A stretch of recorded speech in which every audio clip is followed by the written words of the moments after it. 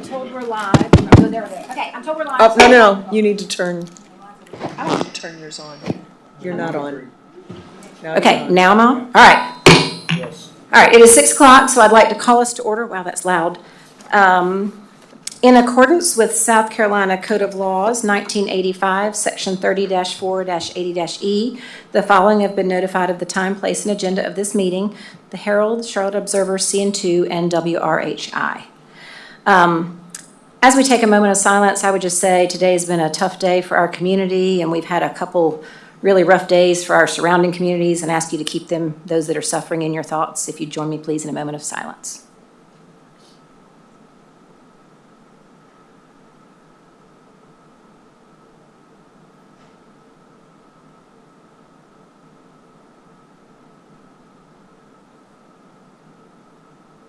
Thank you. We'll now stand for the Pledge of Allegiance.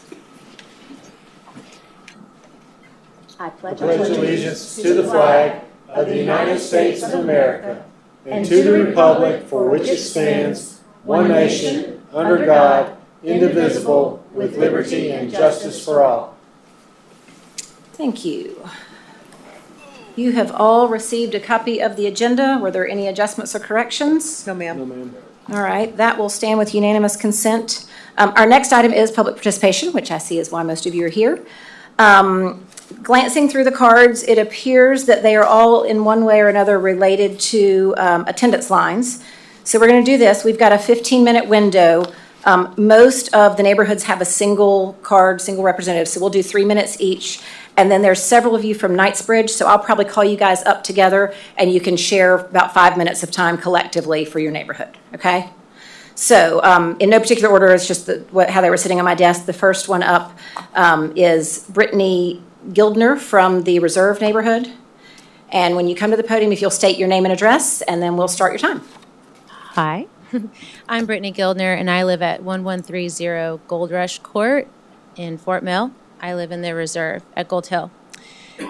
Today, I speak to you as a concerned parent and as a voice for the children of our community, children who have faced an overwhelming series of disruptions in their educational journeys. The families of the Reserve at Gold Hill neighborhood have endured 4 school rezonings since 2006, and we are poised for a 5th. This cycle of instability is more than a matter of logistics. It is a matter of the emotional and social well-being of our children. Imagine being a student who is forced to attend 6 different Fort Mill schools by the time they graduate, as many of our neighborhood graduates have. Our 2021 graduates had to change schools in 2nd grade, 7th grade, and 11th grade.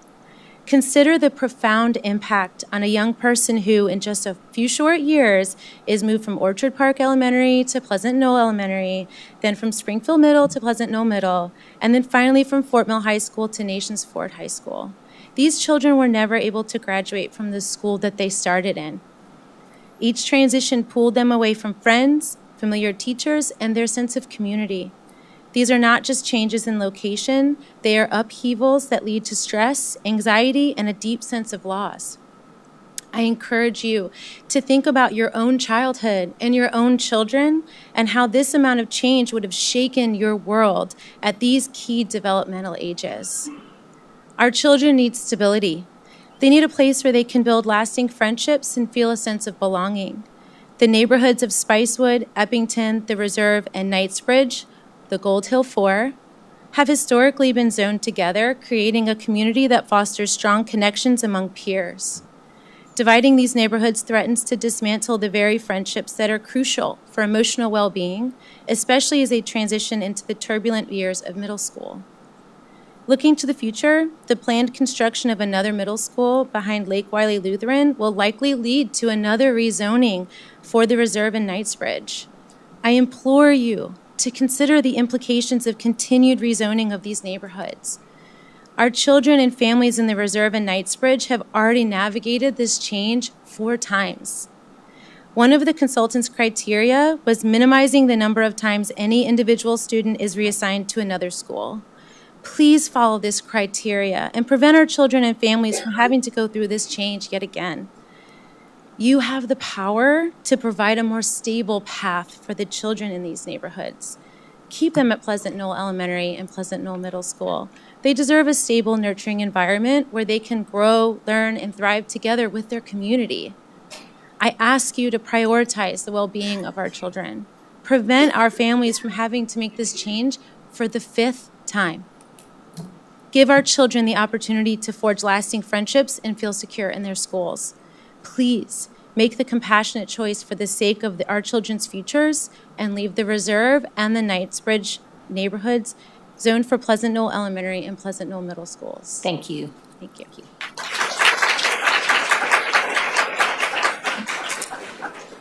Next up, I have Laura Edwards from Habersham Community.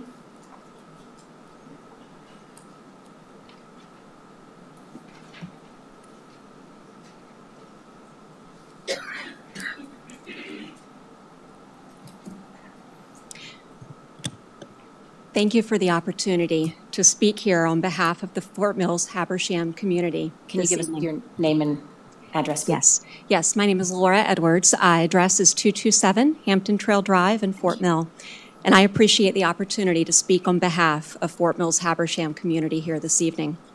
I'm the proud parent of a Pleasant Knoll Elementary School kindergartner, so the initial rezoning proposal is a deeply emotional issue for me and for my family. But my neighbors and I also respect that the district must make tough decisions to manage growth. I'm a product of Charlotte-Mecklenburg Schools, so I've seen my own fair share of rezonings over the years. That's why I'm urging the board to consider the facts that make rezoning Habersham from our Pleasant Knoll neighborhood schools an implausible measure.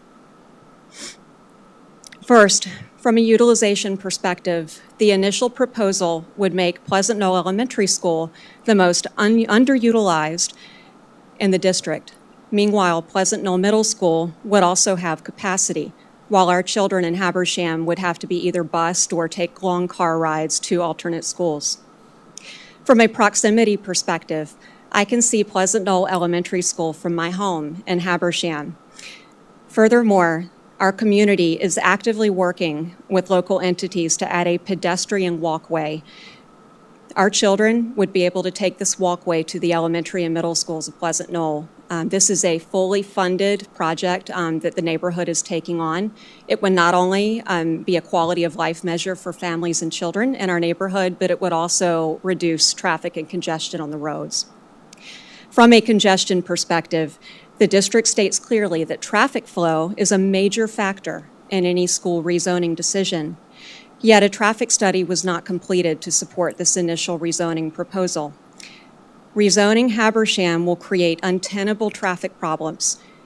And then from a safety perspective, if you start to consider the unprotected left turns on major roads, the increased distance to get to the schools that are proposed in this initial rezoning measure, increased safety problems would be a real problem for families in our community. But not only our families, but also children who ride the school district's buses, area residents who must also be on the roads during peak hours.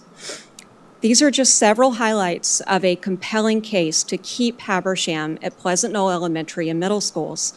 In a letter submitted to the district last week, we outlined multiple more feasible solutions to help manage the growth that we understand is really going out of control in Fort Mill. We respectfully ask that the board reject the proposed rezoning of Habersham. As a community spokesperson and a concerned mother of a 6-year-old little boy who would love to stay at the school that he loves, thank you again for the chance to speak here this evening. Thank you.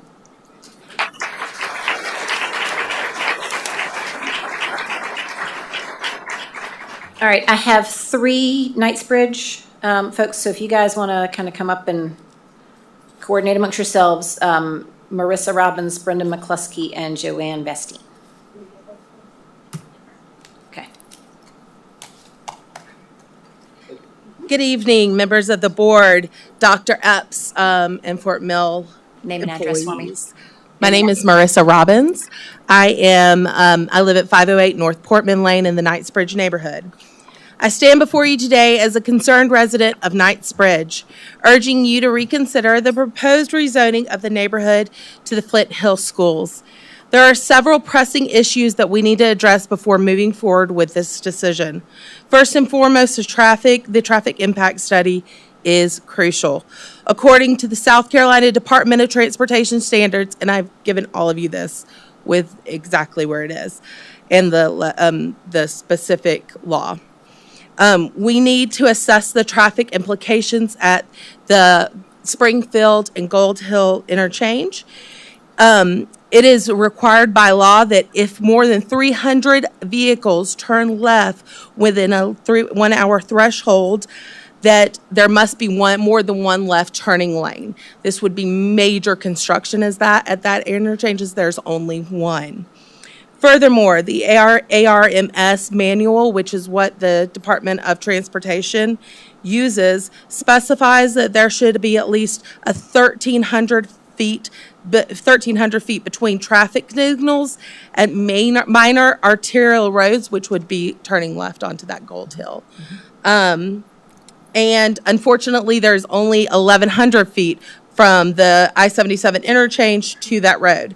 This is inadequate spacing, which means there is a limited queuing space, particularly for the left turns that will worsen during the critical hours of traffic.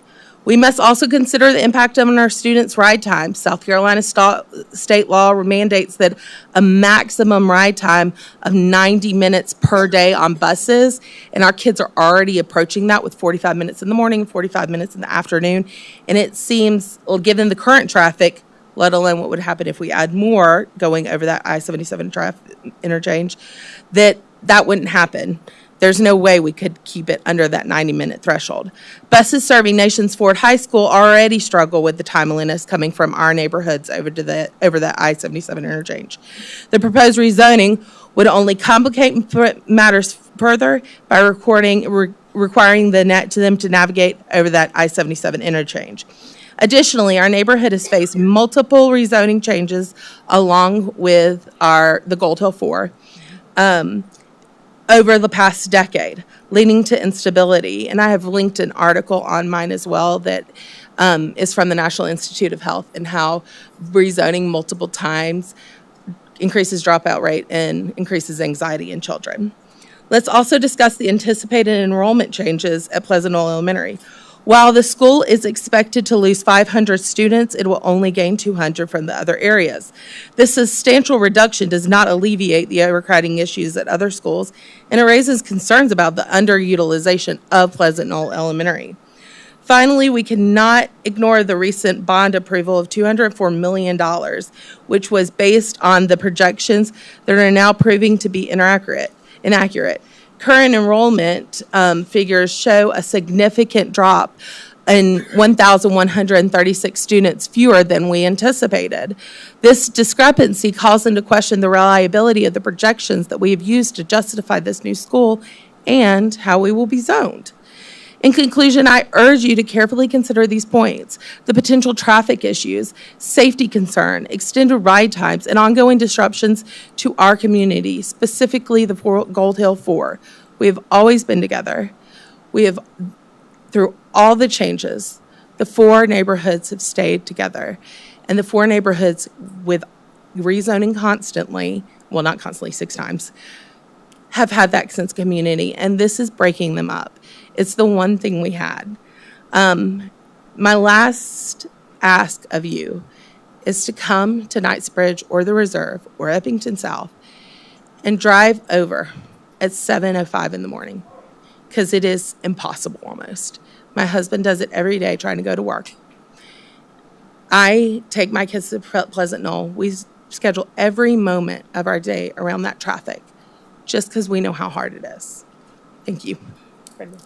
Got about another minute. Do the other two of you want to add some things that she didn't cover? I'll make this super brief. You got 25 seconds here. I'm Brendan from Knightsbridge. The details you have in front of you are essentially my remapping. Move your microphone up. Sorry. Basically what I was going to say is the map you have in front of you is just a comparison against what Cropper had, and I just tried to design it based on the east and west side off of 77, I'm not going to have enough time to go over all the specifics in 13 seconds, but essentially what you're looking at here is you're looking at proximity. You're able to pull students from locations that don't involve the western shoreline of TK, passing two schools, TK Elementary as well as Gold Hill, and having them sent over to Pleasant Knoll in order to feed the next schools up. You can accomplish most of that by pulling from the south and giving to the north. I can go over more on that. You'll just have to get with me offline. The last detail I would mention, since I don't have a lot of time left, is basically out of South Carolina Department of Transportation, there is a section called 5D-2 left turn storage lanes. Combination of left turns is often the critical factor in proper intersection design. Left turn lanes can significantly improve both the level of service and intersection safety. Always use an exclusive left turn lane at all intersections with public roads on divided urban and rural highways with a median wide enough to accommodate a left turn lane. Consider using an exclusive left lane turn for the following. There's bullet points there. The first of which says, at any signalized intersection, locations where you have 300 vehicles per hour, consider a traffic study, which again hasn't been done, to determine if a dual left turn lane, there is a non-dedicated left lane there at the first of the two entrance points for Gold Hill. The one coming off Pleasant Road is a flow of traffic left lane, so you'd have to wait for the end of the eastward bound, or excuse me, the westward bound to go to the eastward. Very last person in line would have to be able to go through that. You could have serious catastrophes. Someone with Haberdash actually mentioned the left turn. There's no left light at all. Thank you. At 21. And Thanks. Joanne, is there anything that they didn't cover that you would add? You good? Okay. All right. I have one more. Thank you, Knightsbridge. One more. Amy Ditto from Manners at Lake Ridge. Okay. All right. Sorry. You can state it and give us your name and address. Amy Dotro, Manners Oh. at Lake Ridge, Forsythia Lane. Okay. That's okay. Sorry. That's okay. All right. So I come here to represent Manners at Lake Ridge. We are actually, sorry. Yep, there you go. We are actually a small subset of Lake Ridge, which is in TKK. We are also TKK. And for some reason with the new zoning, you've decided to split us up. We have always been a part of Lake Ridge. We share their HOA, their community pool. We have walking trails connected. We've always been to the schools that they go to because we are their neighborhood. I'm not really sure. I know that the survey company was based out of Ohio, so maybe that's why you guys didn't realize it. But we don't want to be split up because we think it's valuable that our children continue an education with their neighbors, their peers, just like they've done since kindergarten. More importantly, I've had a son who is in special settings, and he has been in a different zone school his whole life because of his disability. It is ostracizing. It is terrible. It is. He doesn't know anyone in the neighborhood. Nobody wants to play with him. He goes to the pool. Nobody knows who he is. Luckily, since moving here and being able to go to Gold Hill, now that he's in middle school, he knows the neighborhood kids, and he has developed relationships with them. His younger sister is slated to start in 2 years at Gold Hill. They were excited to finally be together for once, and we are looking forward to that. I think also in terms of logistics, Gold Hill Middle School is a mile walking away from our house if we were to walk. There's no sidewalks. That's a whole nother issue. But it's 3 miles driving just because we have to go all the way around. Banks Trail Middle School is 5.5 miles. You want our neighborhood to go down Sutton, over 77, going both ways, past 8 lights, to a school that is 40 minutes away, minimum, at 7 o'clock in the morning, versus a school that's 8 minutes away, minimum at 7 in the morning. We can talk about, how being at a school with your neighborhood children is huge for kids that go to school with them. Seeing familiar faces every day helps them assimilate into an environment. It makes parents want to go to school functions if it's a mile around the corner versus 8 miles down the road. I wasn't prepared to talk, so that's probably why I'm a little bit nervous. But anyway, and just as you know, there's only 65 homes in the Manners at Lake Ridge. Out of those 65 homes, currently, there's only 27 students in our neighborhood. I did an Excel spreadsheet for the next 5 years. At most, you'll have 12 children in elementary and 5 in middle school. It's minuscule. The number doesn't make a difference whether or not we get rezoned. I don't know why we can't stay with the kids that we've been with since kindergarten. It's really important for our children, and that's it. Thank you. Thank you so much.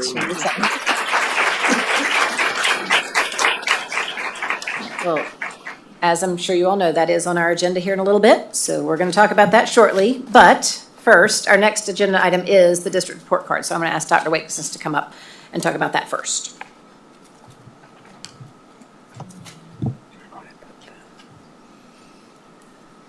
Good evening. So tonight, we're going to get to talk to you about our district report card that was actually just released by the State Department this morning. So this is quite literally hot off the press. Last 2 meetings ago, we gave you an update on our test scores, but tonight we'll get to talk about our ratings and some more detail about all of our schools. So before we get into those details, I think it's important that we take a moment to thank everybody who has had a hand in this, the results that you're about to see, because the outcomes we get are results of hard work by a lot of people. And I think it starts here with the leadership of the board. So thank you, board, for your leadership in providing our schools with the resources they need, the teaching positions they need, the resources that help inside the classroom. So thank you to the board. Also, every department at the district office has a role in student success, whether it's student nutrition, whether it's maintenance, operations, student services. It's, you know, it's a whole team effort, everything that we do. Of course, we also need to thank our teachers, our principals, our school counselors, and everybody else who works in our schools every day, because they have a direct hand in these outcomes that we see. The work that our custodians in the schools do, the work that our student nutrition staff does on a daily basis gets our students ready to learn. It really is a total team effort. And of course, we would be remiss not to thank our families for the importance they place on education. We all know education starts at home, and we are so fortunate that our community values education. And of course, last but not least, I want to thank all of our students. They are the stars of the show, and every time I get to go into a school, which is quite often, I'm always amazed at our students and the work that they do. So the first slide is an overview of the purpose of our accountability system. And essentially what it says, and this is from the state, saying that the accountability system is designed to promote increased student achievement through strong and effective schools. So we have all these different measures put in place by the state and also by the federal government that kind of rate us and gives us an idea of how we are doing in relation to those standards. So there are 2 main systems that we work under when it comes to accountability. There's the state system, and then there's also the federal system. So this information up here is an overview of the state law and some of the details that has to be present in the accountability system. You'll see we get school ratings. There's not a district rating, but there's school ratings. It's based on a 100-point scale, just like in our classrooms. We have a rating with the descriptor, which you see up there, and everything can be found online. So that kind of pairs nicely with the federal law, and these are the requirements that the federal government has, and each state has to produce an accountability system that at least meets the minimum requirements of the federal law. This is my favorite slide that I get to present every single year because I think it does a tremendous job of showing the impact that we have on our students as they progress through our school system. So on the bottom, the blue line, it has kindergarten readiness. So there's an assessment that that's used across the state, really across the country, that determines if a student is ready for kindergarten based on their academic achievement at that time when they first enter our schools. It's given usually the first few weeks, maybe month or so of the school year when they're kindergartners. So about 60% of our students come to us ready to learn. And then there's different metrics as they move on. There's a first grade on track. There's a second grade on track, and then everything else. So by second grade, we have about a little over 77% of our students on track for success, for graduation. They go through the system some more. They get up to the top, to the end of their career with us. We have 87.2% this year, or last year, of our students deemed college or career ready. And then our graduation rate was 95.7. So I think this slide really shows what happens with our students as they go through. And correct me if I'm wrong, but we've seen some dramatic improvement in the kindergarten readiness, because That's what I was I think you've made a liar out of me on one of my postcards, because we were 53% the last I looked. So yeah, well, yes, so actually all of these have increased. That's what it was last year. All four of these numbers have increased since last year. So it's exciting having the students coming to us a little bit higher percentage, and then that's leading to higher outcomes as well. Excellent. Excellent. All right, so at this time, Matt's going to come up. Matt and Renee, they have all the hard things to explain, and I just get to talk about the fun items. So Matt, come on up, please. Okay, I'll try to make this as easy as possible. But thanks for giving us the opportunity. Sometimes report card data cannot be super exciting, but we in the curriculum department and really across the district, we like to find ways to make it meaningful for all of our departments and everyone involved, so that we can really just kind of determine our current reality and see where we are, and then really take a step forward as a community of learners. So really trying to make it meaningful data for us. This next slide is going to be kind of just the overall ratings explained. So you can see we have excellent ratings all the way down to unsatisfactory. We really like to make sure that everyone is aware that an average rating, if you'll read that, it says school performance meets the criteria to ensure all students meet the profile of the South Carolina graduate.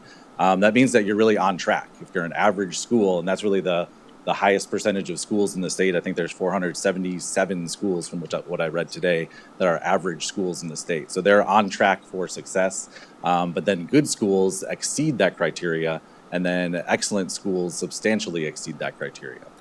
So our district ratings overall look like that. We have 16 excellent schools, we have 3 good schools, and 1 average school. But again, all of our schools are on track for success to meet the profile of the South Carolina graduate.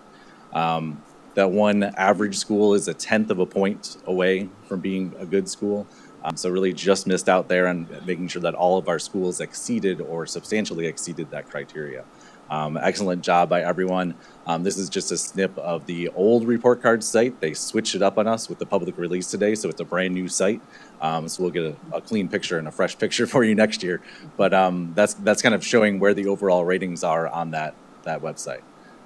That's not one of our schools. That's a different district. But you can see all of the indicator ratings there that go into the overall rating. There's several different individual indicators that we're going to explain to you now. Between myself and Renee, we have that task today. So the first one that's up is academic achievement, and that's going to be worth 35 points for elementary schools and middle schools out of the 100 total points.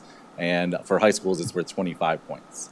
So points are determined by student scores. So on SC Ready in grades 3 through 8, students get points for really each level of success and proficiency, and that goes into their overall rating for this particular indicator. In high schools, we have EOC exams in English 1 and Algebra 1, and again, students receive points for each level of their success. All the EOC scores that were taken last year are counting in this metric now. And we do have just a couple COVID exclusions from really 2020, 2021. We're kind of over that hump now. The last few years, we've had a lot of accountability issues because of the lack of testing that happened during those COVID years. So now we're kind of seeing the tail end of that, and we really don't have too many hiccups with the COVID exclusions anymore. So you'll see that all of our schools in academic achievement were rated excellent or good. That's again for this particular indicator. And again, that just means that we're exceeding expectations. The next indicator we'll talk about is preparing for success. And this has to deal with science and social studies. For elementary school and middle school, and actually high school as well, it's worth 10 out of those 100 points. In grade 4 and 6, our students take SE Ready Science, and again, it's kind of the same type of calculations. They receive points for proficiency. This year, however, the new science standards came out, or actually they were implemented this year, which meant a brand new test, and the state decided that science scores were not going to be used in the calculations for elementary school and middle school. High school they were, but the points, these 10 points, were actually divided out into 5 additional points for academic achievement and 5 additional points for student progress, which Renee will talk about in a little bit. So this actually hurt some of our schools. We do really well in science, so splitting those points up in different areas probably hurt our overall scores a little bit. But overall, we did really well in science again this year. It's just it wasn't scored for us. But we did have biology and U.S. history EOC exams count, and all of our schools rated excellent. We just got an increase from the State Department. Nation Forward went from good to excellent with a tweak in the calculations. So all of our schools rated excellent, I think, for the first time in quite a few years. So excellent job there in preparing for success. And then multilingual learners, this one is also worth 10 points. Our schools receive a rating for this metric or this indicator with a minimum of 20 students assessed. So this year there were some new calculations that took into account some different factors as far as who counts in the denominator for this this indicator. So we saw a little bit of a decrease in scores in multilingual learners and a decrease in the amount of schools that actually got rated.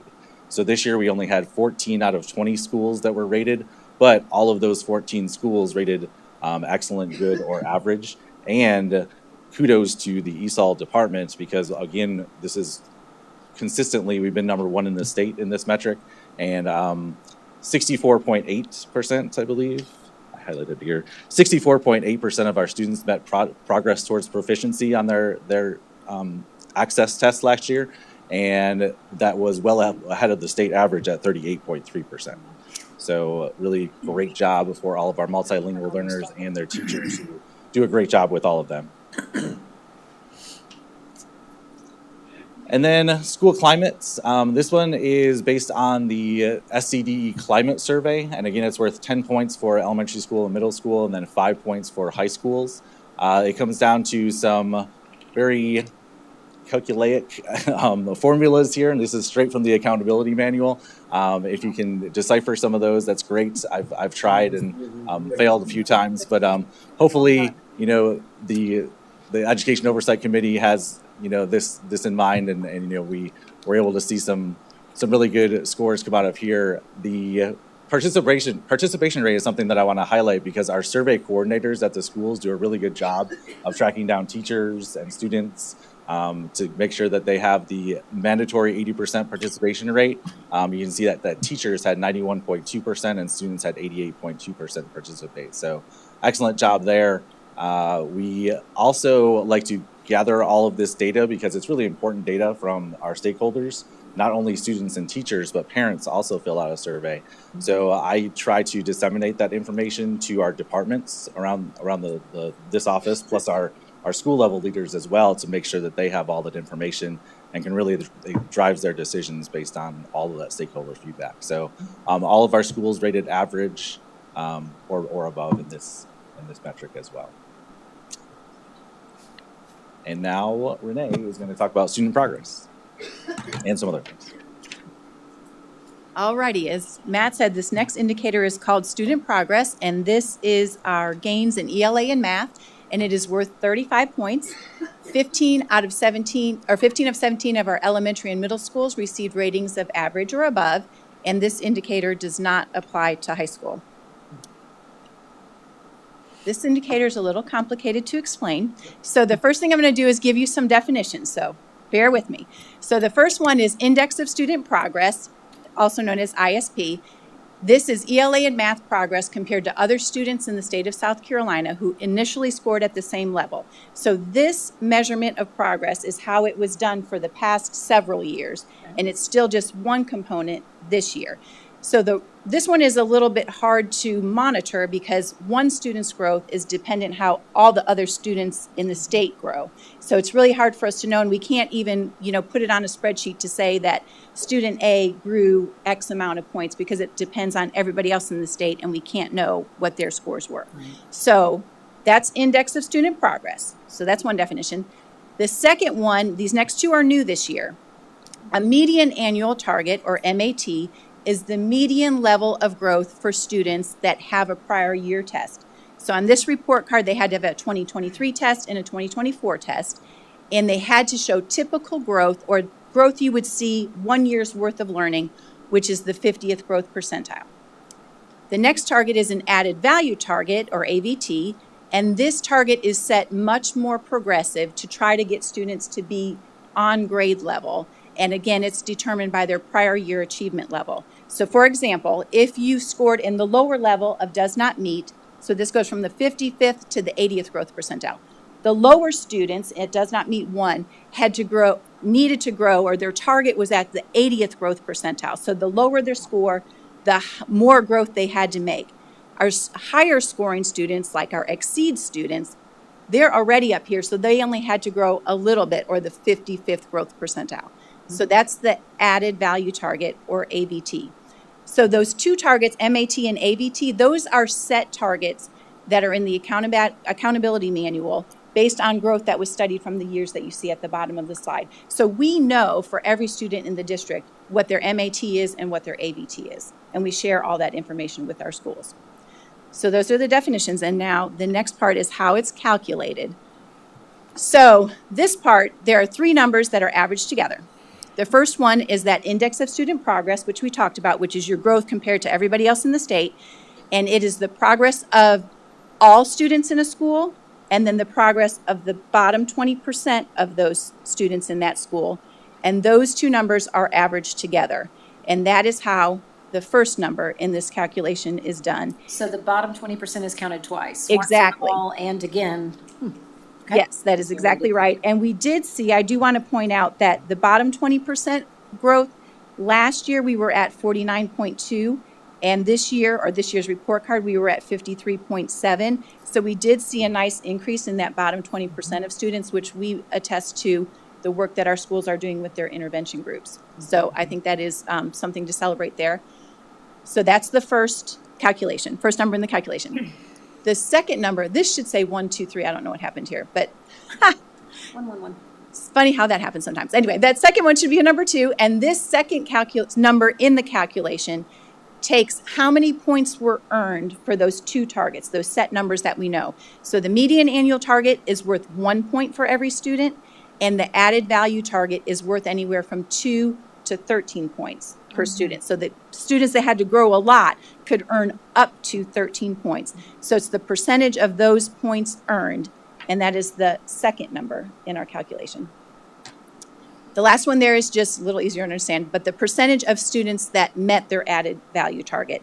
That is the third number in the calculation, and those 3 percentages are averaged together to give us our points for this one metric called student progress. And I will say that AVT, it was new this year. These are very lofty percentages, as you can imagine, for some of our students. But we did very well, had a very nice high percentage of students meeting this. Their AVT, and we looked at students that have similar demographics to ours, and we were in the top 3 of schools that are similar to ours for percentage of students meeting their added value target. So we're very proud of that, and again, that goes out to our school leaders, our teachers, and the hard work of our students this year, because this was all new to them too. Right. So that's student progress. Started with the hard one. This one's very easy. Graduation rate. Did you graduate in 4 years? We can all understand that. It's worth 19 points. Of course, it only applies to our high schools. You basically, it's a little bit hard to remove the student from the denominator of this calculation, but they take the graduation rate at your school, convert it to points. If you had a 90% graduation rate or higher, you earned an excellent rating. And of course, we are very proud to say that all 3 of our high schools are above 90% and all received excellent ratings. Again, this is a shout out to all of our schools, not just our high schools. Graduation rate is a K-12 outcome. You don't learn everything you need to know to graduate high school in 4 years. Looking longitudinally at our data, you can see in the past 4 years, our graduation rate was 95% or higher. In 2024, we are at 95.7, which is about 10%, a little more than 10% higher than the state rate. And this puts us in second in the state for graduation rate. You said it's hard to remove someone from the denominator. So what happens with students that weren't here all 4 years and or students that aren't with us all 4 years? If they weren't with us for all 4 years and we don't know where they went, they're still in our denominator. So that's why it's hard. So if we can prove that they moved to another school, I mean, we have very few dropouts, but the few students that did truly drop out, obviously they're still in the denominator, not the numerator. But if we can't keep track of students and don't know where they went because a new school didn't request their records of us, we have no proof to show where they are. So that's the hard part. What about students that came here in 10th grade? Are they still counted? Yes. Okay. Yep. Early graduates. Early graduates count, yeah. As They count with their whatever year they started. Whatever 9GR they were, so whatever year they started in ninth grade. Even if they They're with finished in that 3 group. years, they're with the peers that they would have been with in the 4th year had they stayed. Right, Okay. right. Any other questions? Okay, that's graduation rate. This next indicator is also for high school, and this is college and career readiness. Again, it's for high schools only. It's worth 19 points. To be college ready, you can see the criteria on the left. I'll point out that last one, which is 6 hours with a C average or better in dual credit courses. It's not any dual credit course. It's only the ones that are approved in the accountability manual. We would like that to be a little bit different, but maybe it will in the future when they review this in 5 years. But just know it's not every single dual credit course. And then to be career ready, a 31 on ASVAB, level 3 on our career win assessment, a CT completer with a national credential. So it's not just the completers. A work-based learning program, and for our students with disabilities if they earned the South Carolina employability credential. And is it any one of those 4 or 5 bullets? would Yeah, allow them to anyone, and it's qualify? college or career that this rating is based on. So But it your could be college, one, if you just get one of those 4 things. Right. Not all 4. exactly, Okay. and same for career, any one of those. And really to earn a point on this rating, any one from both columns. And the numbers that they've placed, so the 20 on the ACT, the 31 on the ASVAB, that's dictated by the state? It's in the accountability manual, which is the state and the Education Oversight Committee.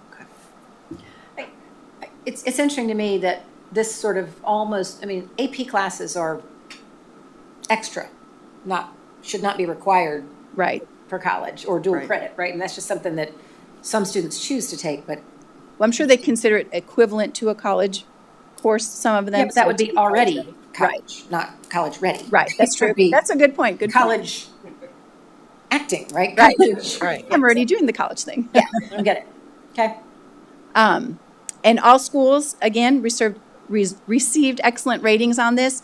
And as a district, we were at 87.2% being college or career ready.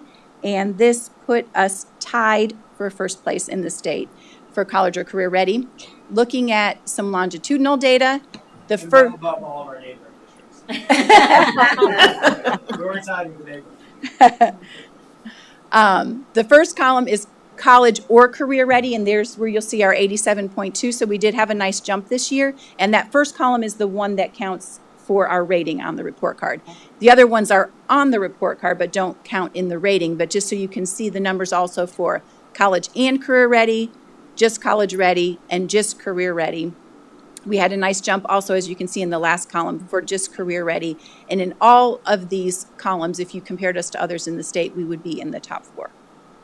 But again, that would require us to have certain completer courses that are available, right, as one of the criteria. By completer Like the completer course where they can get a certificate, where a certificate is available. Right, yes, yes. Not just a Right. CATE course, but one that actually has some credential that goes along with it. Exactly, exactly. And they're very specific credentials, like, because there's a lot of certifications that our students take, but they may not be the one Right. that counts for this. So that is college and career ready. And the last one that counts for high school is high school student success. This is new this year. It is worth 12 points. 6 of those points are the first year on track to graduate. So this looks at our incoming freshmen or our first year students in high school. Did they earn 6 credits, one of which being for English and 1 for math? The other 6 points come from our 5-year student success rate. And this looks at the students that didn't graduate in 4 years. Did we have some students that went or kept on working and got their high school diploma or got their GED? And that South Carolina employability credential counts here as well for the 5-year student success rate. So those 2 things add up to 12 points. And again, all 3 of our high schools rated excellent on this indicator. Our first year on track to graduate is at 95.3 for the district, number 1 in the state. And our 5-year student success rate is at 95.9, which puts us at 2nd place in the state with traditional high schools, not counting the governor's school. So I think we did quite well having this indicator for the first time this year. And now I'll send it back to Mike. So I do need to clarify, I misspoke. The college or career ready, we were tied with the neighboring district. It was the grad rate that we were not anywhere, we were so much further than all of our local districts. So in case there's anyone listening online, I wanted to clarify that to make sure. But one thing that Renee mentioned that I wanted to bring back up was our bottom 20th percentile and the growth that they've had and how that growth has increased. I think, and she said it goes back to our intervention. So when you hear CI3T, and sometimes there's grumblings about that, but that's exactly what CI3T is. It's our MTSS system to provide tiered intervention. So I think that has a lot to do with it. When you hear me talk about collaboration with PLCs, getting our teachers working together, those things are some of the things we're doing to help increase those scores. All right, so, some of the successes, it's always hard to pull out what successes we want to talk about in the meeting because there's so many. We're very fortunate with that. But we kind of mentioned this before, the kindergarten students demonstrating readiness, there was a big increase this year for our students. And then you look at it compared to the state average, much, much higher. The on track for success, first and second grade. We talked a little bit about the CTE completers and industry credentials. Such an important thing for our students to be able to do. Our dropout rate compared to the state dropout rate. And I think like if you're thinking about what that means compared to graduation rate, I think that is explained, like those are the students that probably actually just like stop going to school and they're no longer trying to go somewhere else. We didn't necessarily just lose contact with them. So that's maybe a way to think about that. Our percent of teachers returning from previous year, we know there's a teacher shortage across the nation. We were excited to see that our numbers went up there in the positive rate. And then, of course, our teacher attendance rate, 94.5%. Almost any testing category we talk about, we are usually at the top of the state. If we're not number one, we're number two or number three. So that holds true usually with SC Ready with our EOC scores. I'm going to talk a little bit on the next slide about our national comparisons, because that's always a question. Well, you know, we do great in the state, but how do we compare nationally? And we talked about that 2 meetings ago. There's not a whole lot of opportunities for comparison, apples to apples, but in the ones that are there, we far exceed the state average. And the national average, our on-time graduation rate is amazing. We're very excited with that. SC Ready, highest ratings in the state for ELA and math. And in our high schools, the EOC scores, we had the highest in the state for 3 out of the 4 subject areas. This is a chart of some of our AAP scores and a comparison to what our students scored compared to the state average and the U.S. average. And you'll see from top to bottom, our averages far exceed the state average and the national average. SAT scores, we had a big increase this year. We were excited about that, up from it was 1077 last year or 2 years ago to 1116 for this past year. So we saw a nice increase well above the state average and the national average with SAT data. And this is not our report card, but this recently came out, and so I wanted to talk about it because it has a little bit of the national comparisons. And I think we always have to be careful when these different organizations do ratings because you don't always know the criteria. But we spent a lot of time really digging into how they get their data. And it does seem very thorough, and there's a lot of effort and thought put into how they compile their rankings. And again, we are recognized as the top district among the top 1.4% nationwide, 149 out of 10,000 plus districts across the nation. So I think that is quite the accomplishment. The best district in our area, top 6% of best places to teach in America, best place to teach in our area, and the district with the best teachers in York County and the Charlotte area. So again, this isn't part of the report card, but they used a really good methodology to come up with this data, so I thought it was worthwhile to point out. And we talked about this slide, so here I'll ask you to, or see if you have any questions that you'd like to ask.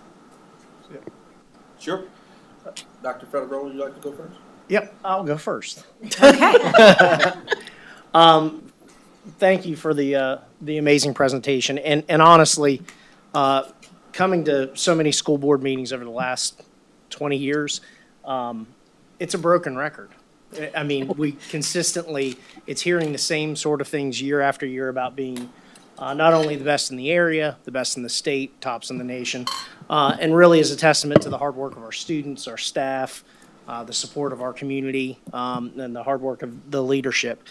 So looking at all this wonderful stuff, how do we improve? What are the things that we're looking at to show continued improvement? Certainly. So something we talk about a lot is if we're at 80% in something, we need to be 100%, because that's still 20% of our kids that aren't where they need to be. Or if we're at 95%, our grad rate, that's still almost 4% of our students that aren't graduating. So just continuously pushing and trying to get better. The CI3T process, figuring out what kids really need to know and providing a structured way to give that information to them.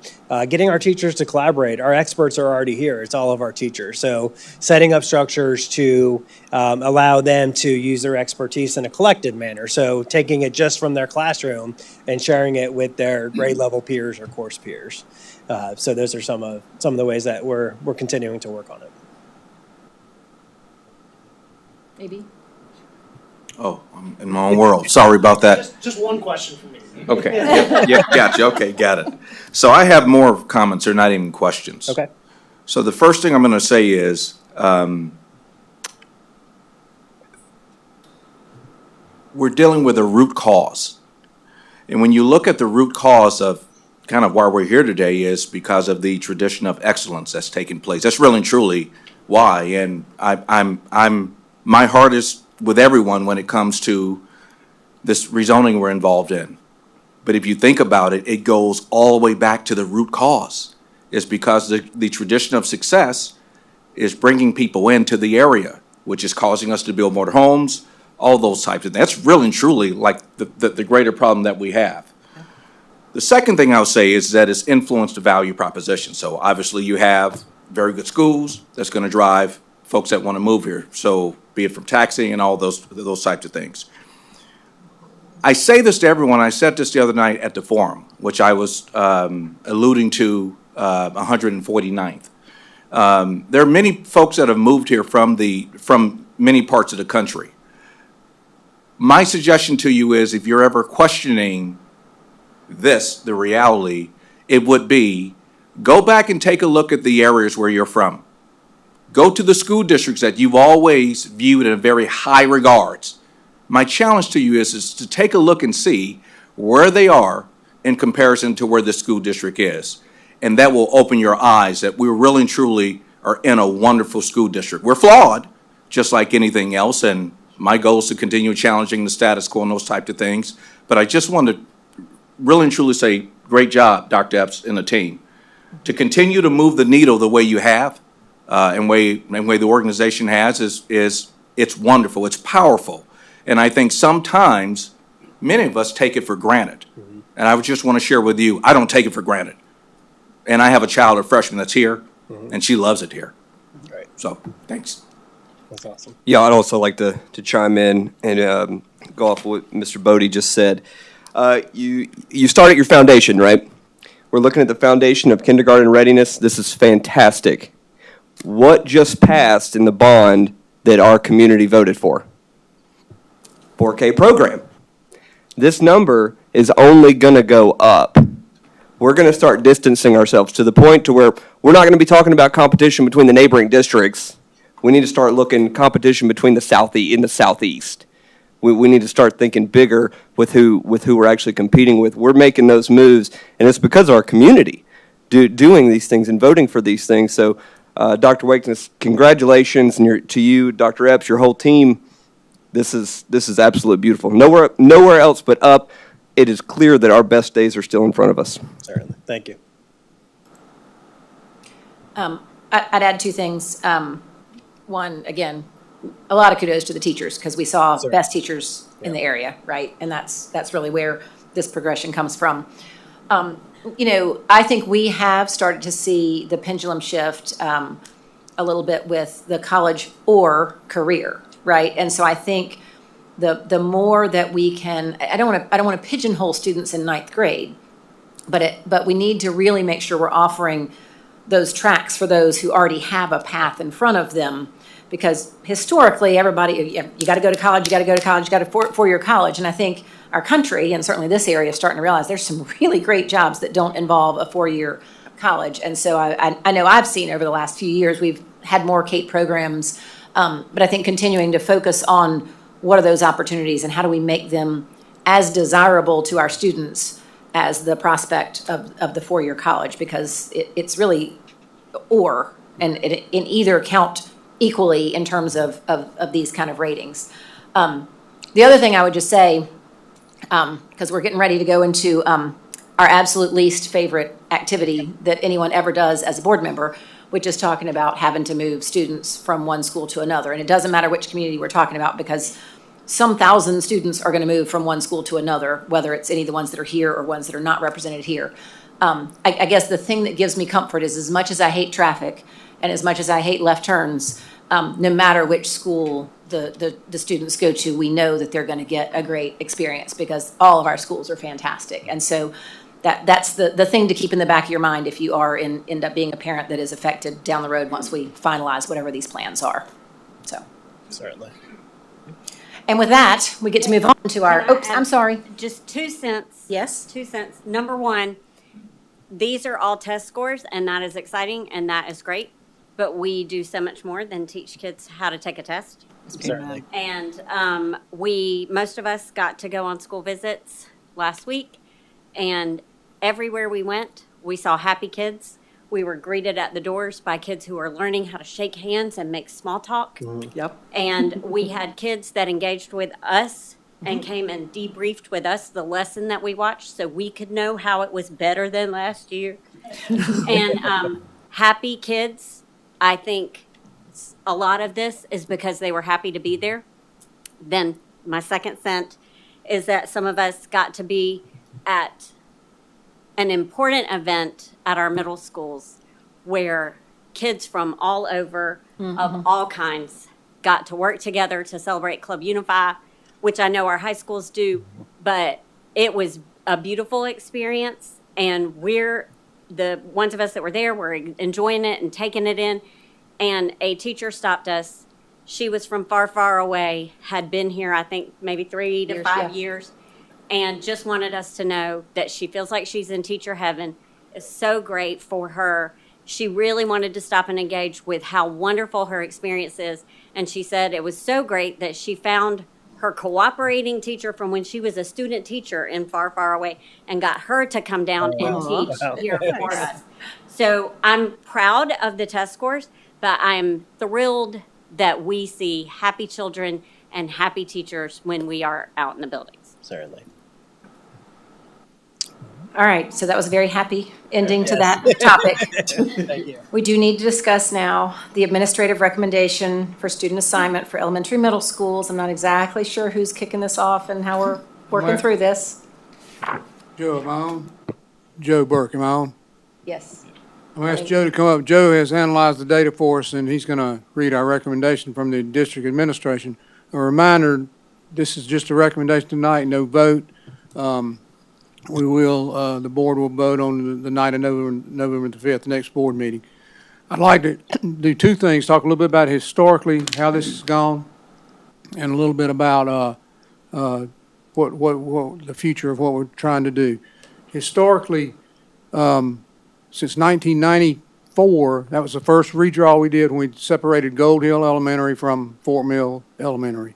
I was the first principal at Gold Hill Elementary, and it worked out. It was challenging, but it was a big traumatic thing for the community. Coupled with the fact that we are the smallest, let me tell you now why it's so difficult, the complex challenge that we're up against. Coupled with the fact that we're the largest, we're the smallest geographic district in the state. A lot of y'all have heard me say that, but it's real important when you try to do the redraws when you add more schools. And we're in the top 10 in enrollment, or the fastest growing per capita. So you put all that into this little pie-shaped area separated by the Catawba River, the North Carolina line, and Sugar Creek, the Lancaster County line, and you see the difficulty and the challenge about passing schools, going to schools, left turns. It's really, when it first started, it was traumatic enough just separating the district into 2.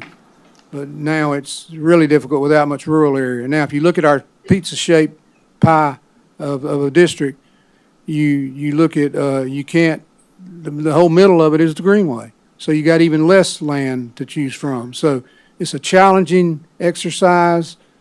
It's going to come from the final verdict that the board votes on is going to have some pros and cons. It's always this way, but I go back to what Christy said. In my experience, our schools, it doesn't matter which school you go to. I know you don't want to hear that right now. You want to go to your school that you've been to forever, and I agree. My children were separated when they went through the system. But every school is strong in Fort Mill. I think on the niche, we were, the 10 elementaries were 8 out of the top 10, and then all the other 3 were in the top 15. So just, and the results that you see tonight, I think can be expected to continue.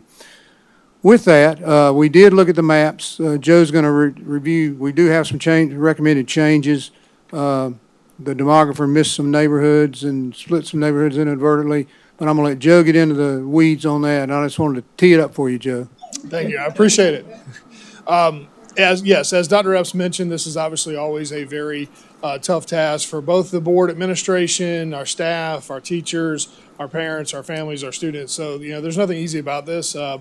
While we do enjoy all these successes, as Mr. Bodie mentioned, as several other board members mentioned, that we are a product of our own success and have to deal with the fact that we are growing at a rapid pace. I will say this, we only undertake this process when we open schools. We currently have schools that are under freezes. We could have already done a rezoning then to deal with that issue and then rezoned again for opening the schools. But we try to spread that out as far as we can so that we're not constantly rezoning. I know it feels like we are constantly rezoning, but it is generally tied to the opening of a new facility. When you open a new facility, you have to put kids into it. So those are some things that we do want people to know is that we don't undertake this process lightly. So with that being said, I'm going to start going through some of this. I'm going to recap on our timeline. Obviously, we met on October 1. We had the consultant's recommendation. I want to kind of remind people the reason we do a consultant, we use an outside person who's completely impartial to the district. As mentioned, I think one of our speakers, they're in Ohio, so they don't have any ties to the district, so there is no way that they would be looking or swayed in any of the stuff that is created. We asked them to create it based on the data of student population pretty much alone for the most part, just so there is an impartial view of how we can put kids into the buildings for utilization of our facilities. So that's the task we gave them. We use that as a starting point. From that point forward, we move on to take the community feedback, which is the process we've just completed. We will cover that a little bit more specifics in a minute, but we did receive quite a bit of feedback from our community. We are here tonight. I'm going to be presenting the district's recommendation, and then beginning tomorrow, we're going to start that same process over that we did from October 1. We're going to be updating the current website we have. We'll be putting the new links to the maps that we're going to discuss tonight up there. We're going to be updating the information. It will all transition from being based on what the consultant gave us to what the district is now recommending. Some of the information about timelines will stay the same, but it will all be focused on this new information that I'm going to show you tonight. Again, we're asking people to submit the feedback through our our communications at Fort Mill School District.org email address, and we'll cover that as well. But going forward after that, we will receive community feedback leading up till the November 5th meeting. If we come across any additional changes, if there's anything new provided in that feedback we hadn't already seen or hadn't considered, we will look at again. And if we find areas to make tweaks, we will do that again if needed. And then we will bring it back to you on November 5th for consideration for approval on your side. Once it is approved, once the district makes that decision to approve it, move forward, obviously we'll be looking at implementing these lines. This is another thing to put out there. The elementary lines are not effective immediately. We did get that question. That this doesn't change, let's say in January if it gets approved now. It will not go effective in elementary until the next school year. We're starting in August of 2025. Middle school actually won't take place until August of 2026. So one thing to keep in mind, if you're a middle school parent of a 6th grader, they'll never be affected by this. Of a 7th grader, they'll never be affected by this. So it's only the 6th grade. Sorry about that. Apologize. 6th grade will be affected because we're 2 years out from opening the school up. So that's kind of where it starts on that side. A little bit of a flip side on the elementary because it's only 1 year out. If you're a 5th grader this year, obviously this wouldn't impact you on the elementary side. So that's the timeline for where we're at. Hey, Joe, I Yes, hate ma'am. to interrupt, but Nope, go ahead. in the past, we have tried very hard, and I think we always have kept the middle school that's a a whole year out. But I thought we do reserve the right to look at it one more time as it gets a little closer, just in case something really haywire Absolutely, occurs, yep. right, with I- new I- developments or something. I know everybody, it's one of my favorite things on everything I do, draw, put out, Subject to whatever, change. subject to change depending upon circumstances. So if something were to happen, let's say we have major construction delays and can't open the school on time, or if another situation were to occur with a neighborhood that came up and we saw a massive, increase in student population, yes, we might look at making changes there. We like to do these all together. I hate to say this, so that we can just basically go through the pain at once and not have to continually go through that pain multiple times. But yeah, we would have to continue to look at this and see if there's something that comes up. There are sometimes issues. We've done that in the past. We've opened a school in January instead of in August in not too long ago, recent years. So it has happened before. Well, and one of the things that we're hoping to accomplish is to align elementary schools with feeder middle schools. As best we can. Right. So to the best of our ability, so as we're looking at elementary, it makes sense for us to look at middle at the same time. Exactly, yes. Yeah. Yep. Okay. All right, some of the process goals that we have in there. The very first, number one, put 5-6 stars by it, is to relieve the overcrowding at existing schools. We currently have 4 schools that are on freezes. We have schools that are getting close to capacity. Our goal with this is to get those students that are on freeze back to where they're zoned for, wherever that ends up being on this, as well as open up capacity for potential growth that we have already seen coming. I mean, currently right now, you go around the district, we already see planned areas that are opening up on the south end, the north end, near some of these schools we're going to talk about tonight. And then we know of some places that are already being approved for those future plans as well too. So all of that goes into this. But that is our number one overarching goal. The second one would be, and these are not necessarily in order, but another big one for us is the efficient use of capacity in schools. There are a lot of things that go into capacity. Number one, obviously, how many kids can we get in the building and operate the building, but you also have to deal with programming at the specific schools. We do have some programming that requires a lot more space than a traditional classroom would offer. And then also allowing, like I said, capacity in those schools to accept new growth that we know is coming in that area. Maintaining the continuity of individual neighborhoods. We're going to actually talk about that one tonight as well too. One thing we do work on is not splitting a neighborhood up. That is something that we don't want somebody living in the same neighborhood with their next door neighbor to them, and they're going to a different school and they live next door to each other. So, we definitely want to make sure that doesn't happen, and that is something related to one of the things we're going to talk about tonight. But that is obviously a goal when we put this together. Impacts on transportation. I want to clarify a few things. While transportation was not a major key factor for our outside consultant, again, because they don't live here, they don't see it every day, we do look at transportation here. We looked at the transportation study that was done in conjunction with the building of the 2 new schools to look at that, to see where we're at.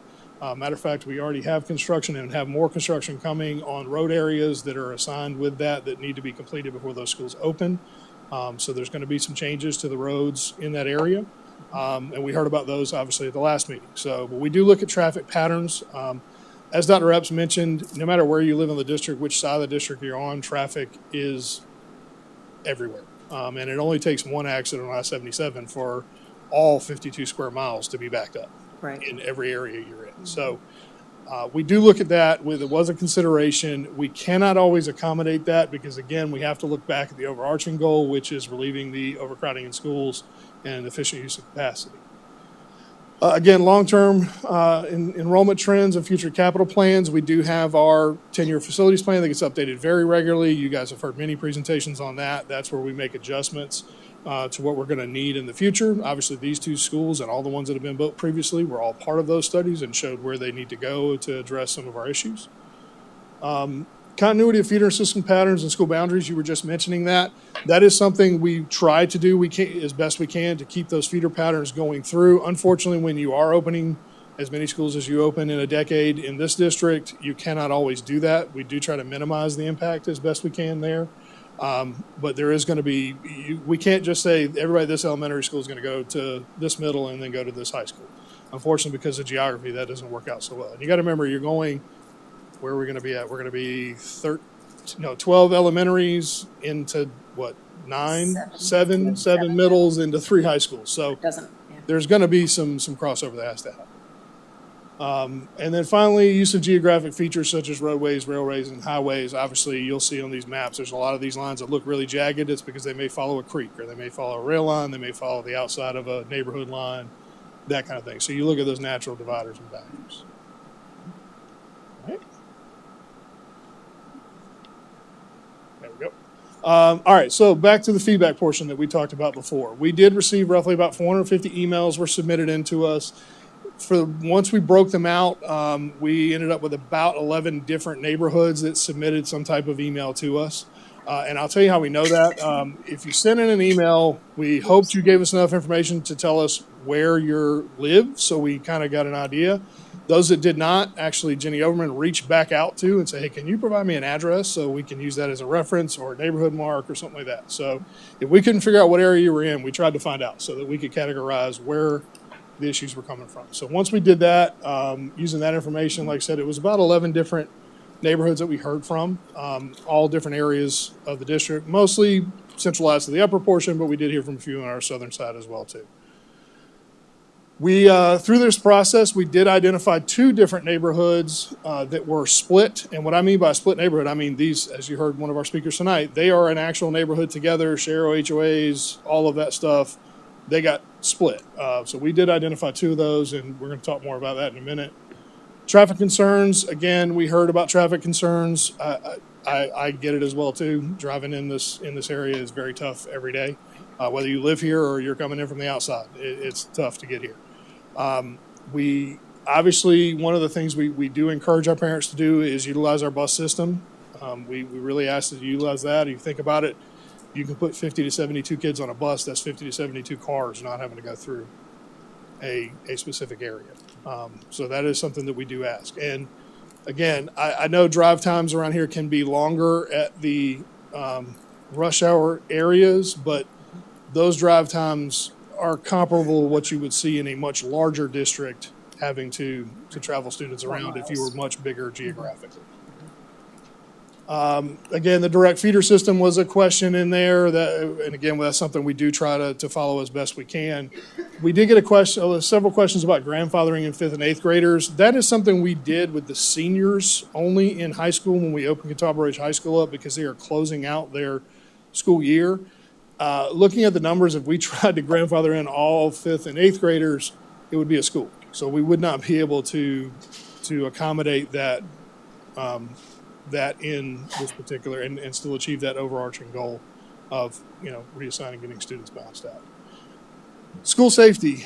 We talked a little bit about that last time. Obviously, in general, our schools, we do everything we can to make sure we have safe and healthy schools, regardless of where they're at or what they're located near. We did get some new information today. I don't know if you remember at the last meeting, I did talk about that EPA process that it was ongoing with the next door neighbor Silfab plant facility, that they were supposed to submit their emergency plans to EPA, and then they would come to emergency management, and then ultimately we would get them and actually be able to look at what is fully required. We have an update on that just today. So as we were told today, those EPA plans were approved yesterday and going to be either in the process or at this time have now been submitted to emergency management. Under those plans, even in worst case scenario for what they do on that site, there is no mandatory evacuation area that encompasses our schools or the surrounding area. The way that is set out for them is they have the plans that are laid out. First responders come to it. They deal with the plan. Now, first responders who show up have the option, depending on the situation, to consider evacuation in different areas, possibly specific areas to whatever they're dealing with at the time, but there are not mandatory evacuation areas for our schools. Having said that, obviously, as I spoke with at the last meeting, we do have plans in place to deal with emergency situations at our schools that involve evacuation, reunification, for all different types of things. I went through a whole laundry list of those. This school will be no different. If we are ever in a situation where the schools have to be evacuated for whatever reason, there will be plans to take care of that and do it. So that's just an update on the information we were provided today. Again, from what we were told, the plans have been approved and are now going over to emergency management for them to do their processes. Do you know, so you say they've been approved by the EPA? EPA, yes. Is there an additional approval that occurs from York County, or is the EPA the approval and York County just now? Yeah, not from responds or the process that was given prepares? to us, no. EPA is the final say on that. They approve what is appropriate on it, and then it goes to emergency management, like I said, at York County, for them to do, like, just like begin what I their said. planning. They would then make any plans that they felt were necessary to encompass that area. So, and again, I've spoken about other businesses that we've had to have these types of plans in place for if there was an issue. And again, those other schools didn't have mandatory evacuation areas either, but there were emergency plans that needed to be in place should there was an issue at the time. Okay. All right, we're going to talk about elementary first. The biggest changes to the elementary section, like I talked to before, was about the splits in the neighborhoods.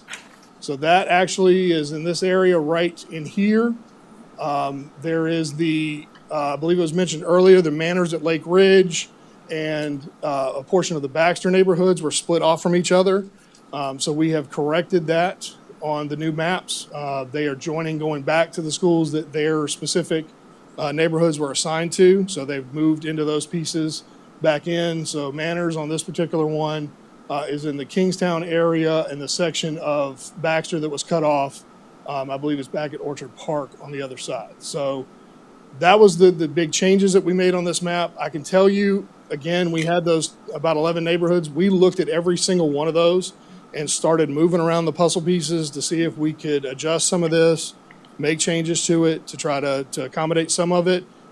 The more you tried to accommodate it, the more issues you created with the students and utilization, unfortunately. So that was the hard part on that. Same thing for the middle. We again started looking at different pieces we can move around. We also ran into some issues where if you wanted to move the elementary side, you really needed to move the middle, or else you were creating another issue for back and forth, and we could not make those moves in both maps. So that was another issue, concern there. Again, just to point back out, one of the biggest changes here is that area in this section here. I believe in this particular one, the Manors at Lake Ridge is going back into the Gold Hill side, I believe, and then the Baxter side goes back into Pleasant Knoll. So those are the changes that were made on the maps. On the utilization side, there was a little bit of an impact from that, but for the most part, we're still in the ranges we're looking at. Again, I wanted to address some of the lower and higher numbers. Obviously, the Flint Hills are looking at a little bit higher numbers because, again, they're accommodating in all of the areas that are the overflow, and they do not have any scheduled growth at this time, so that's why you're seeing them on the higher end. The Pleasant Knoll, for example, Pleasant Knoll Elementary, you'll see they're on the lower end. We've seen growth that's targeted for them already on Pleasant Knoll Road. Pleasant Knoll Road. Pleasant Road. That's why I couldn't say it. So we have growth that's already coming into there that's going to help repopulate that school back up. So we have some extra space to fill in on that one. Same thing for like the Riverview side. You're going to see a lot of growth coming into there for neighborhoods that we already have that are opened up. Again, these are similar charts to what you saw before, but as you'll see, that right column is getting a lot closer. The reds and yellows are not necessarily danger zones. That's just that the chart uses a 15% out of 15% of the average to mark them. Red means high, yellow's on the low end. So it's not like that's a danger zone situation. It's just showing that those are a little bit out of the average for the majority of the schools. All right, we talked a lot about who's impacted by this. So we're looking roughly close to about 2,700 students total across the middle and elementaries. So again, about just over 1,400 at the elementary and right around just under 1,200 at the middle school level. So we're trying to cut down as many as we can on moving, but we do have to populate the schools. It's the situation where somebody has to make the transitions.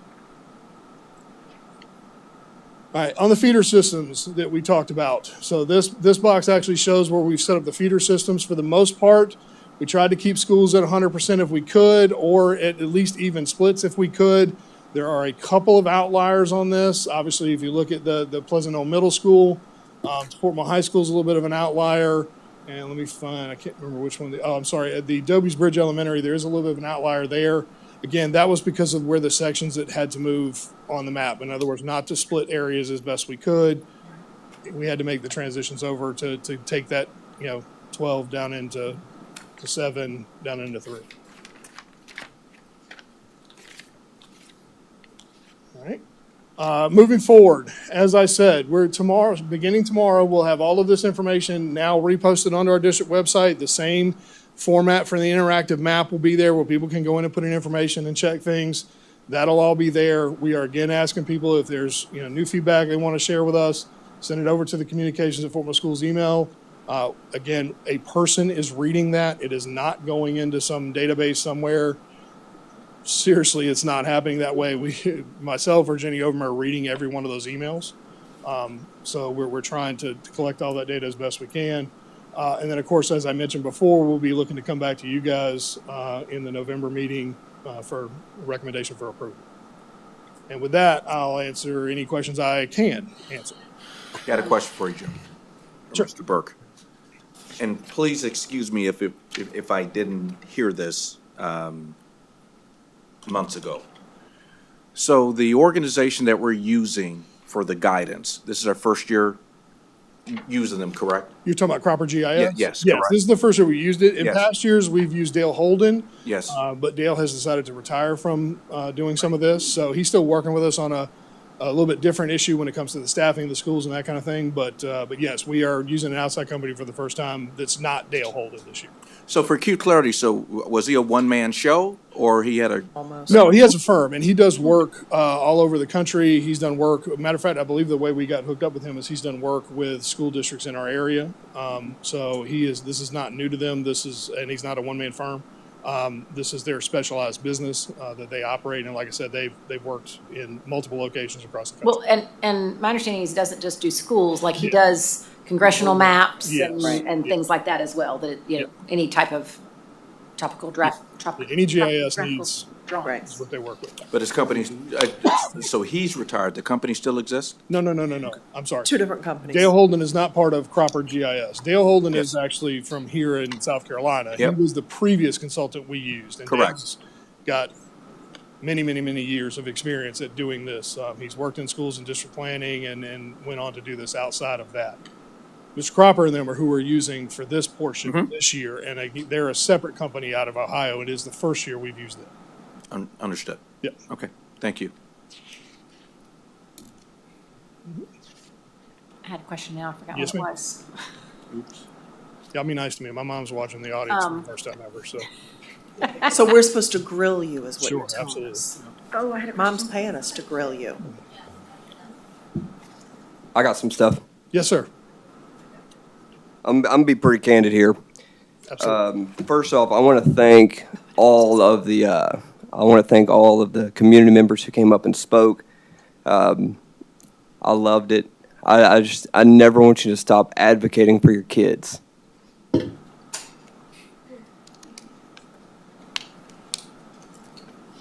And this is the first I'm hearing about this EPA ruling. I'm extremely disappointed in our.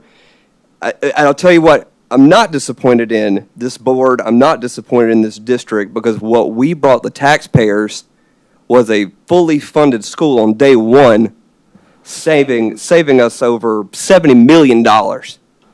This is an absolute huge accomplishment for this board and for this district that should be celebrated. And because of our neighbors, it has given us this black eye.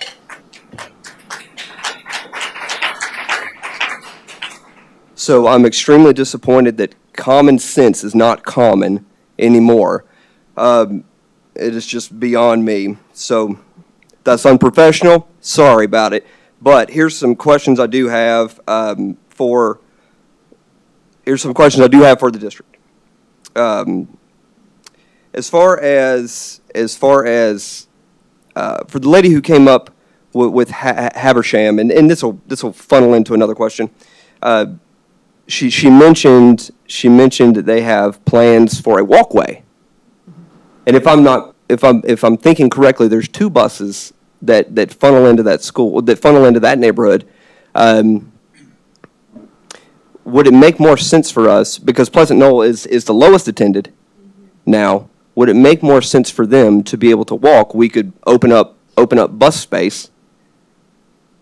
Would the district be open to that?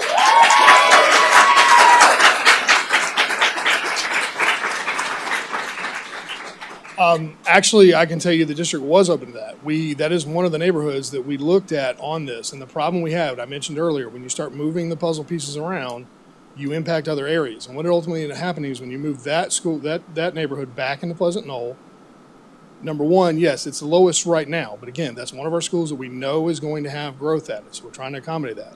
What ultimately happened was Springfield then became even lower than Pleasant Knoll was at currently, and there is no growth currently slated for that area because of the greenway, which causes that issue. So we did look at that. That was something we very much, again, like I said, we started sliding all this around to see what we could try to accommodate.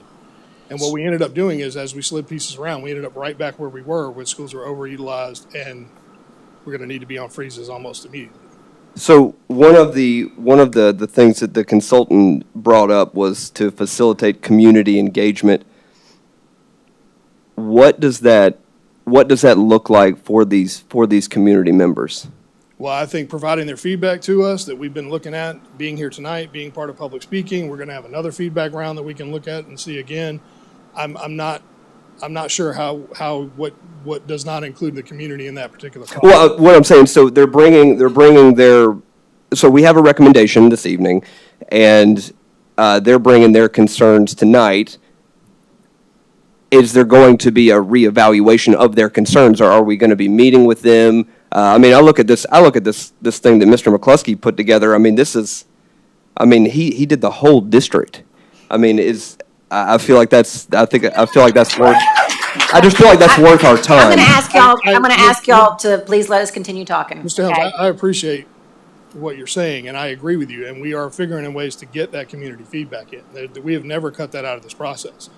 And I appreciate that Mr. Clussy put that stuff together, but we're working with specific numbers, not geographic areas. Like, yes, geographic areas are used. That's something we work with to try to do. We're not going to send a kid from the TK area all the way down to Catawba Ridge High School. But at the same time, we're working with numbers on populating schools by grid codes and in neighborhoods. So that's where we're looking at. I understand redrawing the map and making it look like it makes sense in your head, but it's more about the population of the schools and the numbers in the neighborhoods. You can look at one neighborhood that geographically is the same size as another neighborhood, and that neighborhood may have 300 kids in it where the other one only has 100. And that's what we're looking at when I say we're looking at moving the puzzle pieces around. It's taking the numbers of kids in those neighborhoods and seeing how we can populate the schools. I'm going to stop. I was just going to add, that's what I'd forgotten. Kudos to Pleasant Knoll, because I think the vast majority of the emails that we received, everybody wants to stay at Pleasant Knoll. So Pleasant Knoll's doing something right. And I wish there was a way to keep everybody there. We'll keep some, not others. We'll see. But I guess, Joe, the other question I have is, you were talking about EPA, because you brought up, so the emergency response plan has been approved. What I don't think we know yet is any outcome of litigation in terms of overall operational ability for the SILFAB manufacturing. Thank you for clarifying that. Thank you. Right, because the EPA is just approving their plan, is my understanding. Yes. Yeah, and that's the thing. And I mentioned at our last meeting, we know there's litigation out there, but we're not a part of it. So we're not privy to what is exactly happening. Right, okay. So I'm going to ask again that we conduct this meeting in a business manner, okay? We're not going to have outbursts or we will have to clear the room. I'm sorry. Please continue. I can actually answer some of that question. We're not, because we're not the official agency that is overseeing and approves putting those places in. That's why we're not in the room with this litigation. If we were, we would be. The agencies that are responsible for it are the ones that are in the room with the litigation, not the school district. So having said that, we have been trying to get information on where those things are at, what the possible outcomes are. I know I've reached out to every contact I have. We just don't know because, again, we're not one of the agencies involved in it. But yeah, and the clarification I just wanted to make sure is that just because the EPA approved an emergency response plan is not the same thing as saying the lawsuits have been resolved and everything is moving forward. Absolutely. This is a Don't process, and again, I was just updating you guys on the safety portion of Okay. this, based off of what we talked last time. With new information that we received, not that we were a part of creating, we just received it. Okay. Other comments, questions? I don't necessarily have a question. At the last meeting, I asked if we could get just a Yes. plain map of Fort Mill, specifically, but we don't even need that. But if we can put back up maybe the elementary attendance area. Okay. And I just want to point out the unique challenge and why it's such a unique challenge to not just draw geographic areas. And that is because the purple, red, and is that yellow? Yellow and green. Zones And green. well, no, I'm just talking purple, yellow, and red. Okay. Okay. So up at the top, at the north part of our district, they are feeding 3 schools that are within probably about 2 miles of one another, 3 elementary schools. So we had 2 there. And if you look at the yellow zone, part of that yellow zone was already driving down to Gold Hill Road, down Pleasant Road to Gold Hill Road and crossing over 77. They do that every day, right? So they've been doing that in Springfield. And when you add another elementary school in that zone that's landlocked to the northern part of Fort Mill with nothing but the greenway really to the southern part, you have to start pulling from the west. There's just no other way for us to populate those 3 schools in that small area without pulling outward. And that's what the challenge that I had for the GIS consultant that was here. Is there any other way to do that? And without making major shifts clockwise or counterclockwise, you have to start pulling from outside because you have 3 tightly placed schools because we buy land where we can afford to buy land in Fort Mill. And where it's available. And where it's available. So we have 3, or we'll have 3, where there were 2 elementary schools in such a close proximity. So you have to start expanding out. There's just no other way to populate a school. I think to help out, and I would say we did try to get the clean map that you asked for. We had an issue with getting a large format map printed in time. We will definitely try to get that done still. But I think one of the biggest things to look at, you were talking about the areas, that red section right there, more than 50% of that red area is the greenway.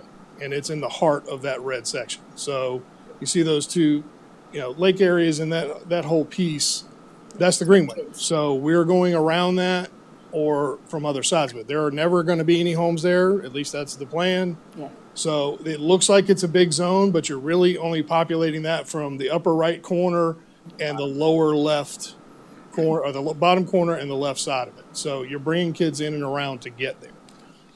Unfortunately, there is no direct pathway through the greenway as well. That's another obviously big issue. But that's something that we run into a problem with when we're trying to populate the schools.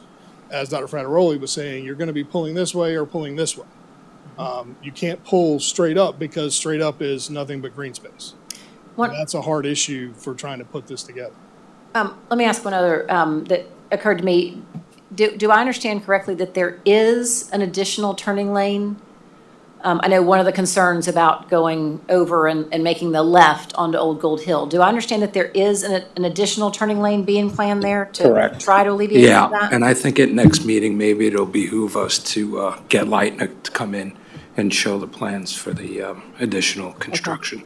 Okay, is that scheduled to be completed It in has to be. advance of the It school? has to be. Okay, There were certain requirements from DOT and county. okay, all right. Other questions? Okay, so you will put this back out there tonight, tomorrow morning? Tomorrow morning, we'll have everything rolled over on the site. It takes a little bit to update to the new maps, get everything updated on that side. But yes, tomorrow it will be up. Again, that communication email will be open and operating. Anybody who wants to send anything in, please feel free to do so.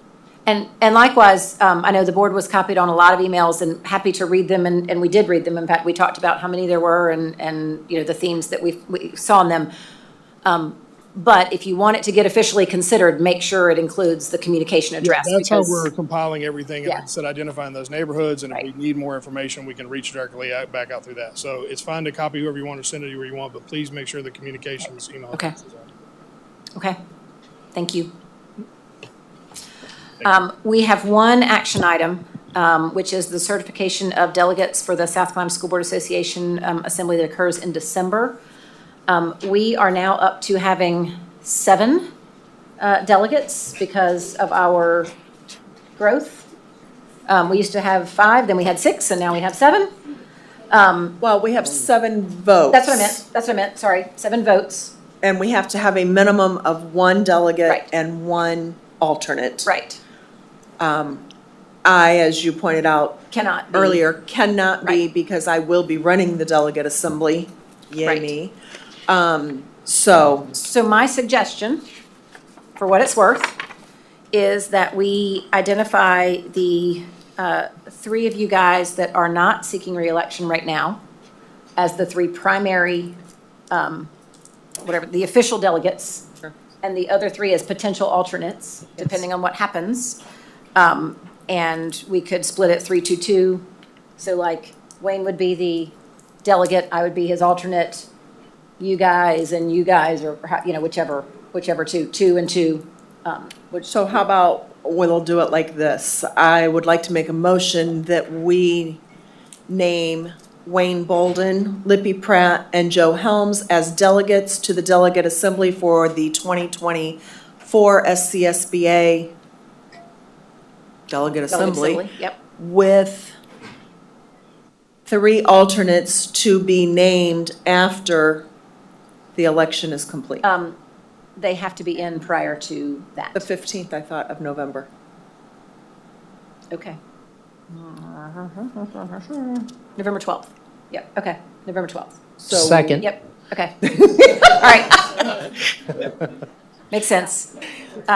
We have a motion and a second. Wayne, Anthony, and Joe Helms. Wayne, Lippy, and Joe Yeah, where's Lippy's name? There she is. Wayne, Lippy, Joe. to be delegates with the alternates to be followed up and named After November 5th. after November 5th. Okay. All those in favor signify by saying aye. Aye. Any opposed? All right, that motion carries. And we are now in need of an executive session to discuss legal issues, contractual issues, and personnel recommendations. Thank you all so much for coming, and we will now move into executive Motion session. to go into executive session. All right, executive session.